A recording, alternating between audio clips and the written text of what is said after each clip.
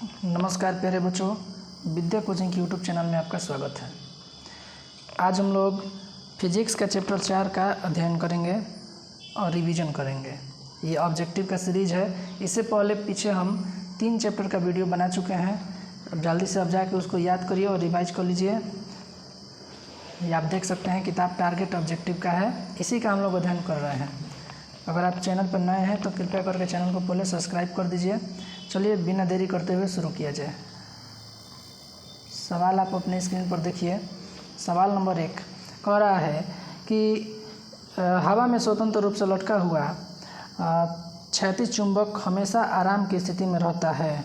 तो इसका आंसर हो जाएगा उत्तर दक्षिण दिशा में। हमारे ऑप्शन टिक मारने से पहले आप कोशिश करिए कि हम जवाब दे दें। ठीक है, आगे बढ़ते हैं। सवाल नंबर 2, फैराडे ने बहुत से क्रांतिकारी खोज किए जिनमें शामिल है क्या क्या जिसमें शामिल है? तो विद्युत चुंबकीय प्रेरण और विद्युत अपघटन के नियम। तो ए और बी दोनों हो जाएगा। यदि एक विद्युत धारावाही तार के समीप कंपास रखा जाता है तो कंपास की सुई विक्षेपित हो जाएगी। किसी चालक तार में विद्युत धारा प्रवाहित करने पर तार के ऊपर तथा नीचे किस प्रकार के चुंबकीय क्षेत्र पैदा होते हैं? तो समान प्रकार के। निम्नलिखित में से किससे प्रेरित धारा को दिशा प्राप्त होती है? तो लेंज के नियम से।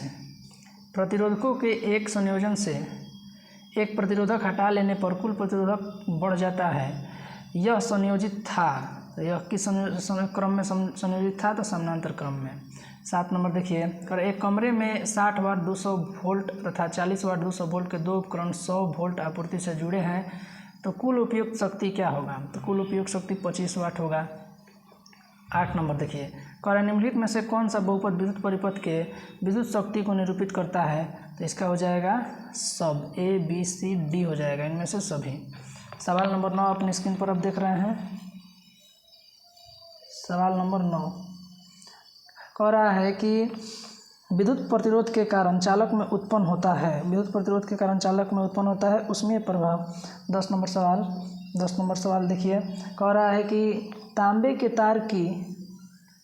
के तार की आयताकार कुंडली किस चुंबकीय क्षेत्र में घूर्णी गति कर रही है? इस कुंडली में प्रेरित विद्युत धारा की दिशा में कितने परिभ्रमण के पश्चात परिवर्तन होता है? तो हो जाएगा आधा। सवाल नंबर 11, बॉक्स टाइप और सौर कुकर के ऊपरी भाग में कांच का ढक्कन रहता है, इसका कारण क्या है? तो इसका कारण है, देख लीजिए आप लोग, बी, विकिरण द्वारा ऊष्मा की हानि को रोकना। आइए अगले सवाल को देखते हैं। सवाल नंबर 12 आप अपने स्क्रीन पर देख रहे हैं। कह रहा है किसी विद्युत धारावाही सीधी कुंडली परिनालिका के भीतर चुंबकीय क्षेत्र होता है सभी बिंदुओं पर समान। फ्लेमिंग के वाम हस्त नियम के अनुसार बाएं हाथ की तर्जनी संकेत करती है चुंबकीय क्षेत्र की दिशा। पश्चिम की ओर प्रक्षेपित कोई धन आवेशित कण किसी चुंबकीय क्षेत्र द्वारा उत्तर की ओर विक्षेपित हो जाती है। चुंबकीय क्षेत्र की दिशा क्या होगी? चुंबकीय क्षेत्र की दिशा ऊपरी मुखी होगी। आगे बढ़ते हैं। विद्युत फ्यूज द्वारा किस सिद्धांत का कार्य करता है? विद्युत धारा के किस सिद्धांत का कार्य करता है? तो ऊष्मीय। बैटरी से किस प्रकार की धारा प्राप्त होती है? बैटरी से दिष्ट धारा प्राप्त होती है। विद्युत चुंबकीय प्रेरण की खोज किसने की थी? विद्युत चुंबकीय प्रेरण की खोज फैराडे ने की थी। विद्युत जनित्र का सिद्धांत आधारित है विद्युत धारा के चुंबकीय प्रेरण पर। सवाल नंबर 18 हम देख रहे थे। आइए अब नेक्स्ट सवाल को देखा जाए। सवाल नंबर 19 कह रहा है यदि तांबे के तार की एक आयताकार कुंडली किसी चुंबकीय क्षेत्र में घूर्णी गति कर रही है तो इस कुंडली से प्रेरित धारा की दिशा में कितना परिभ्रमण के पश्चात परिवर्तन होता है? तो यह हो जाएगा आधा। 20 नंबर सवाल आप देख लीजिए। कह रहा है 20 नंबर में कि निम्नलिखित में से कौन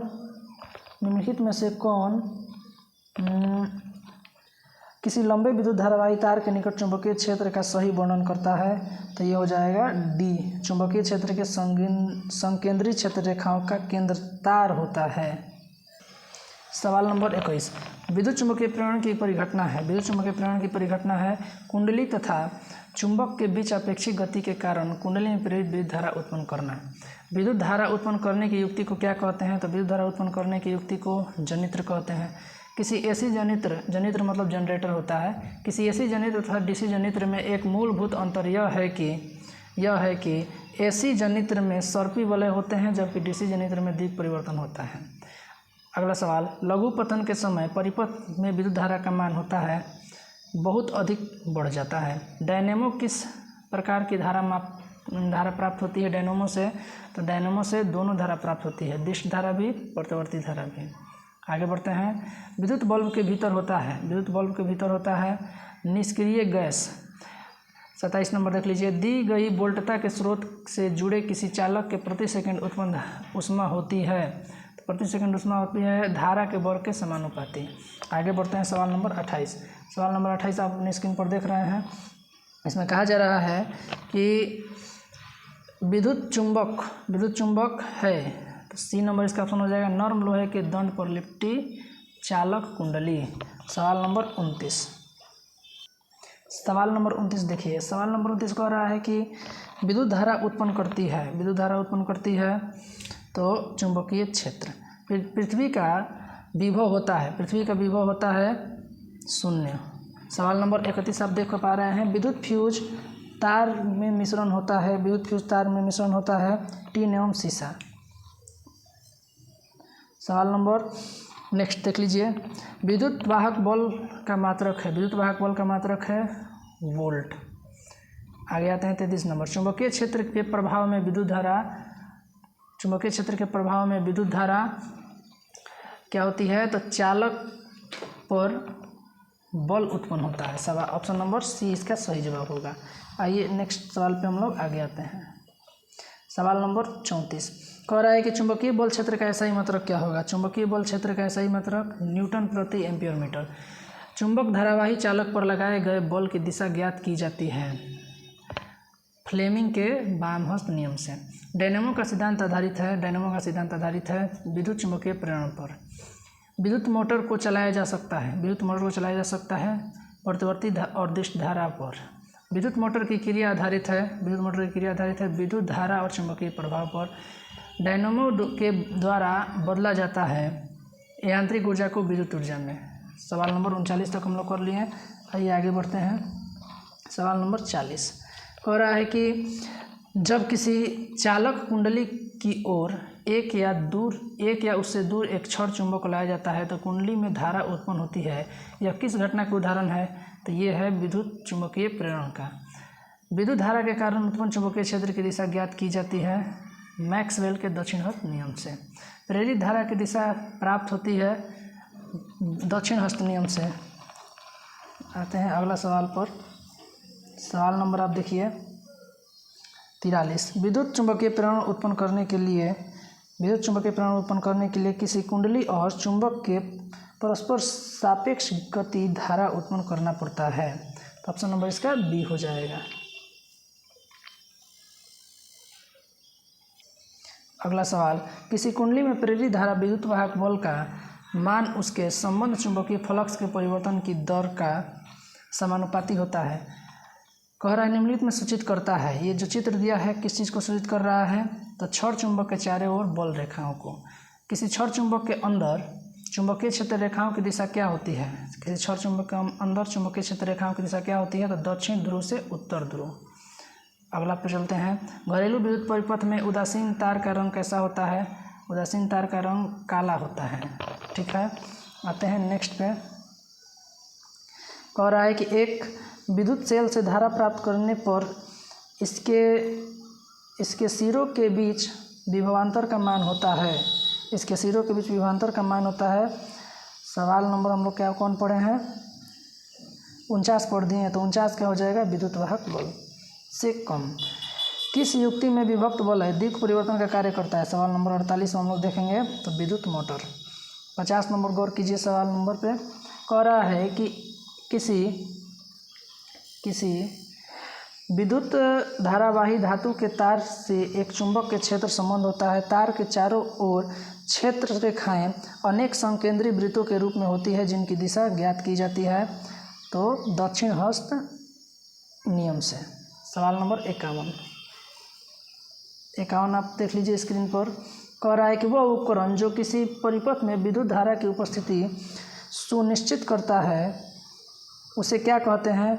उसे गैल्वेनोमीटर कहते हैं। सवाल नंबर 52 देखिए। सवाल नंबर 52 क्या कह रहा है कि माइकल फैराडे थे एक प्रसिद्ध भौतिक शास्त्री। 53 नंबर सवाल देख लीजिए। 53 नंबर कहा जा रहा है कि एक प्रारूपी सौर सेल कितना विद्युत विभवांतर विकसित करती है? तो हो जाएगा 0.5 से 0.1। सवाल नंबर 54 देख लीजिए, इसका ऑप्शन ऊपर है। सवाल नंबर 54 आपके स्क्रीन पर है। कह रहा है कि जब कुंडली की गति की दिशा चुंबकीय क्षेत्र की दिशा के लंबवत होती है तब कुंडली में उत्पन्न प्रेरित धारा होती है अधिकतम। इसका आंसर हो जाएगा अधिकतम। आइए अगले सवाल पे आते हैं। सवाल नंबर 55 कह रहा है कि ऐसी विद्युत धारा जो समान काल अंतराल के पश्चात अपनी दिशा में परिवर्तन कर लेती है उसे क्या कहते हैं? उसे हम लोग कहते हैं प्रतिवर्ती धारा। भारत में उत्पादित प्रतिवर्ती विद्युत धारा की आवृत्ति होती है, तो ये हो जाएगा हम लोगों का 50 हर्ट्ज। घरेलू विद्युत परिपथ में विद्युतमन्य तार का रंग कैसा होता है? तो ये हो जाएगा लाल। हमारे देश में विद्युन्मन्य तार एवं उदासीन तार के बीच कितना विभवांतर होता है? तो ये हो जाएगा हम लोगों का 220 वोल्ट। अगला नंबर, किसी परिपथ में विद्युत धारा अकस्मात विद्युत अधिक हो जाती है तो इसे क्या कहते हैं? इसे हम लोग क्या कहते हैं? लघुपथन। विद्युत परिपथ की लघुपथन अथवा अति भारण के कारण होने वाले हानि की सुरक्षा से बचने के लिए युक्ति है फ्यूज। द्विक सूचक की सुई होती है क्षण चुंबक। चुंबकों के सजातीय ध्रुवों के बीच परस्पर क्या होता है? तो प्रतिकर्षण बल। किसी चुंबक के चारों ओर का वह क्षेत्र जिसमें उसके बल का ससूचन किया जाता है उस चुंबक के कहते हैं हम लोग चुंबकीय क्षेत्र। चुंबकीय क्षेत्र एक ऐसी राशि है जिसमें होती है परिमाण और दिशा दोनों। ठीक है, आगे बढ़ते हैं।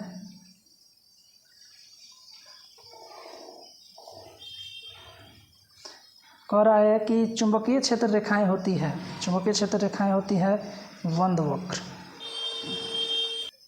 देख लीजिए विद्यार्थी, सवाल नंबर हम लोग देखेंगे 66। कह रहा है कि 12 वोल्ट विभवांतर के दो बिंदुओं के बीच 2 कूलम्ब आवेश ले जाने पर कितना कार्य होता है? तो 24 जूल। विभक्त वलय का उपयोग किस उपकरण में किया जाता है? तो विद्युत मोटर। वैज्ञानिक आंद्रे मैरी एम्पियर किस देश से संबंधित है? तो फ्रांस। वह युक्ति जो परिपथ में विद्युत धारा के प्रवाह को उत्क्रमित कर देती है उसे क्या कहते हैं? द्युक परिवर्तन। 70 नंबर देखते हैं। कह रहे हैं नर्म लोहा क्रोड जिस पर कुंडली को लपेटा जाता है तथा कुंडली दोनों मिलाकर कहलाते हैं आर्मेचर। विद्युत धारा के चुंबकीय प्रभाव का खोज किसने किया था? तो ये किए थे ऑस्टेड। विद्युत मोटर परिवर्तित करता है विद्युत ऊर्जा को यांत्रिक ऊर्जा में। स्विच लगाए जाते हैं गर्म तार में। वह उपकरण जो विद्युत ऊर्जा को यांत्रिक ऊर्जा में बदल देता है उसे हम विद्युत मोटर कहेंगे। विद्युत चुंबक बनाने के लिए किस पदार्थ के छड़ का उपयोग होता है? तो होता है नरम लोहा का। एक सीधे तार में जाती धारा के कारण चुंबकीय क्षेत्र की अभिदिशा किस नियम से प्राप्त होती है? तो ये होती है मैक्सवेल के दाएं हाथ के नियम से। सवाल नंबर 77 देखिए। कह रहा है विद्युत फ्यूज आधारित होता है विद्युत धारा के ऊष्मीय प्रभाव पे। फ्यूज तार के लिए निम्नलिखित में से कौन सा कथन सत्य है? फ्यूज तार के लिए कौन सा कथन सत्य है? तो प्रतिरोध अधिक तथा गलनांक कम होता है। नेक्स्ट सवाल देखते हैं हम लोग, गौर कीजिएगा। सवाल नंबर 79। चुंबकीय फ्लक्स का SI मात्रक क्या होगा? चुंबकीय फ्लक्स का SI मात्रक हम लोग का हो जाएगा वेबर। सेल का विद्युत वाहक बल होता है सेल द्वारा इकाई आवेश पर किया गया कार्य। अब आते हैं सवाल नंबर 81 पे। 81 आप अपने स्क्रीन पर देख सकते हैं विद्यार्थी। कह रहा है लघुपथन के समय परिपथ का प्रतिरोध होता है बहुत कम। ठीक है। कौन एक सुरक्षा युक्ति नहीं है? कौन एक सुरक्षा नहीं तो वोल्ट मीटर। एक फ्यूज का गलनांक होना चाहिए, एक फ्यूज का गलनांक होना चाहिए कम। निम्नलिखित में से कौन सुरक्षा युक्ति है? निम्नलिखित में से कौन सुरक्षा युक्ति है? तो ये हो जाएगी MCB, हर घर में लगा रहता है। प्रतिवर्ती धारा की दिशा चालक में होती है, आवर्ती रूप से उलट जाती है। ठीक, तो उम्मीद करते हैं आपको ये वीडियो से फ़ायदा हो रहा होगा। बहुत बहुत धन्यवाद विद्यार्थी, मिलते हैं अगले वीडियो में।